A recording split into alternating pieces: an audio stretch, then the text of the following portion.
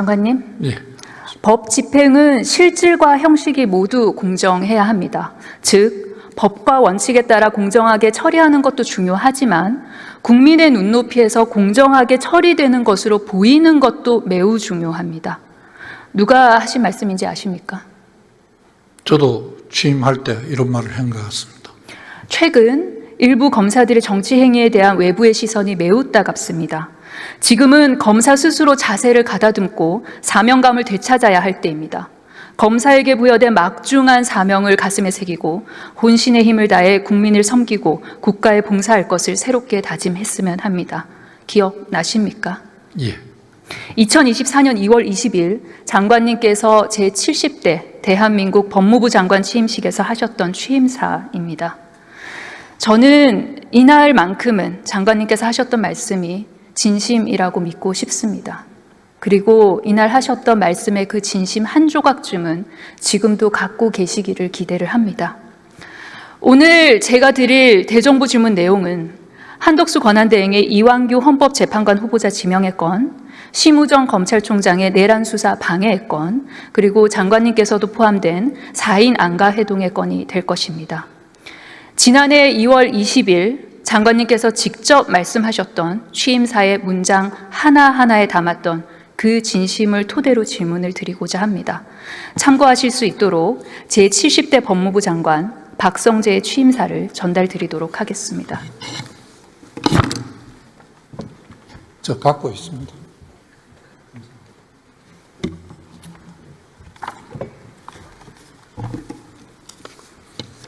공직을 떠난 지 6년여 만에 국민과 국가를 위해 다시 헌신할 수 있는 소중한 기회를 부여받았다라고 하셨던 그 마음을 그대로 제 질문에 대답해 주실 것이라 기대해 보겠습니다. 현재의 장관님을 국민께서 보시고 들으시고 판단하실 수 있는 시간이 되길 바랍니다. 제 질문에 대한 답이 아니라 국민께 드리는 답이라는 점 다시 한번 마음에 새겨주시길 바랍니다. 그렇게 해주시겠습니까? 예. 슬라이드 보시겠습니다. 지난 4월 9일입니다.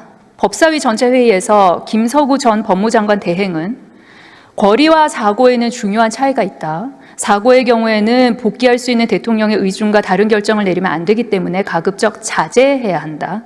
다만 권리의 경우에는 다시 복귀할 가능성이 없기 때문에 학설상으로 적극적으로 권한을 행사할 수 있는 의견이 상당수라고 했습니다. 오늘 장관님도 비슷한 취지의 말씀을 하신 걸로 알고 있습니다. 이 말씀을 하면서 한덕수 권한대행의 이완규 함상훈 헌법재판관 지명을 두둔하기도 했죠. 지난번 김석우 차관이. 그런데 제 생각에는 이 권한대행의 권한 행사를 판단하는 기준이 사고면 자제, 권리면 적극 행사라는 이 법 형식적인 기준에만 있을 수는 없다고 생각을 합니다. 왜냐하면 실질적으로 벌어진 현상이 더 중요하기 때문이죠. 예를 들어 아까도 국군 통수권만큼은 자제할 필요가 없다라는 그런 취지의 답변이 있기도 했는데 실제로 불행히도 전쟁이 일어났을 때 그 기준이 사고냐 권리냐가 될 수는 없지 않겠습니까? 장관님 또한 법 형식적 절차와 실질에 대해서 강조를 하셨습니다. 취임사를 보면 법 집행은 실질과 형식이 모두 공정해야 합니다. 라고 말씀하셨습니다. 법무부 장관 대행이 또 장관이 밝혔던 이 견해가 장관님 취임사에서 강조했던 실질과 형식을 모두 갖춘 법 집행의 공정에 부합한다고 보십니까? 제가 생각하는 데는 차관께서 이를 말한 것은 이런 견해도 있을 수가 있다는 하나의 의견에 불과하다고 생각하고, 지금 대통령이 고려된 사항에 권한대행이 어느 정도까지 할 수 있느냐에 대해서는 다양한 의견이 있는 것으로 알고 있습니다. 다음 슬라이드 보시겠습니다. 게다가 김석우 전 법무장관 대행은 국회 법사위 질의에 대한 답변에서 한덕수 권한대행이 대통령 못 헌법재판관을 지명한 것이 행정부 수반으로서 임명한 것이라고 답했습니다. 대통령 몫은 입법사법행정에 골고루 임명하는 것이라 국가 원수 자격이 아닌 행정부 수반으로 임명하는 것이라고 답을 했습니다. 장관님께서는 이 주장에 동의하십니까? 아까 비슷한 취지의 발언을 하셨던 것 같은데요. 헌법재판소 자체가 행정부, 입법부, 사법부의 3부에서 3명씩 추천해서 임명하도록 규정되어 있기 때문에 지금 그 몫은 행정부 몫이라고 그렇게 생각을 하고 있습니다. 그 의견에 동의하는 편입니다. 네, 슬라이드 보여주십시오. 장관님 슬라이드 한번 보시겠어요? 이 슬라이드는 고등학생을 비롯한 대학 입시생들이 보는 EBS 수능 특강 한 장면입니다. 칠판에 필기된 내용을 설명을 드리겠습니다. 대통령의 권한은 국가 원수로서의 권한, 행정부 수반으로서의 권한으로 나눌 수 있는데 국가 원수로서의 권한 중 하나가 바로 헌법재판관 임명권입니다.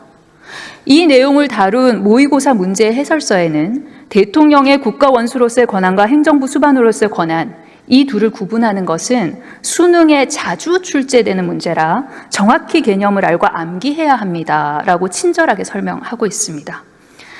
장관님께서 직무가 정지되신 동안 법무장관 대행직을 수행한 법무부 차관이 수능 사회탐구, 법과 정치 과목에 나오는 대통령의 권한에 대한 수능 오답을 설파하신 셈입니다.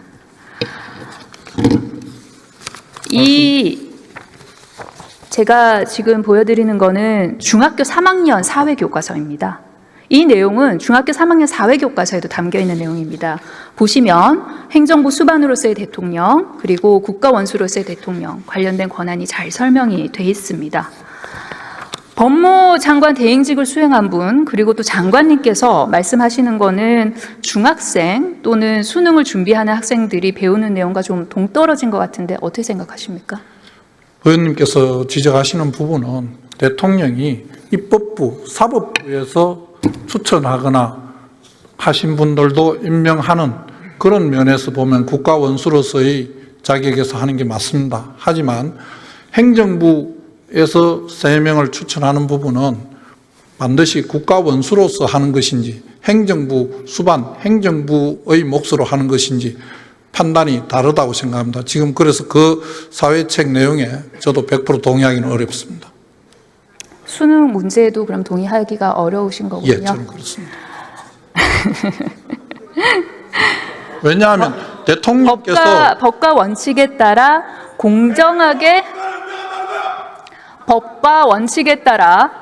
공정하게 처리하는 것도 중요하지만 국민 눈높이에서 공정하게 처리되는 것으로 보이는 것도 매우 중요합니다. 이 역시 장관께서 취임사에서 하신 말씀입니다. 예. 기억하시죠? 예. 평등에 대해 법적으로 따지자면 여러 복잡한 법 이론들이 있을 수 있겠지만 여기 장관님과 법 논리를 따지자는 것은 아니고 장관님이 강조하신 바로 이 국민 눈높이에서 공정하게 보이는지에 관해 한번 여쭤보도록 하겠습니다. 한 마트에서 분유 3통을 훔친 40대 여성은 1심에서 실형을 선고받아 항소했지만 2심에서 징역 6개월에 집행유예 3년을 받았습니다. 심야의 동네 슈퍼마켓에서 반시 한 상자, 계란빵 1개, 보리건빵 한 묶음 등을 훔친 60대 남성, 징역 6개월. 농촌마을 빈집 냉장고에서 바나나 2송이, 두유 1개, 식빵 1개, 음식을 훔쳐먹은 40대 남성은 징역 8개월을 선고받습니다. 바나나 2송이, 두유, 식빵 모두 배가 고파서 한 생계형 도둑질이지만 이 중 누구도 어느 국민에게도 장관님께서 말씀하신 그 법과 원칙은 피해가지 않았습니다. 생계형 범죄로 정상을 참작할 여지가 있어 보이는 범죄지만 각각 징역형 실형 또는 집행유예를 받았습니다. 시선을 바꿔 권력층을 한번 보도록 하겠습니다. 슬라이드 보여주십시오.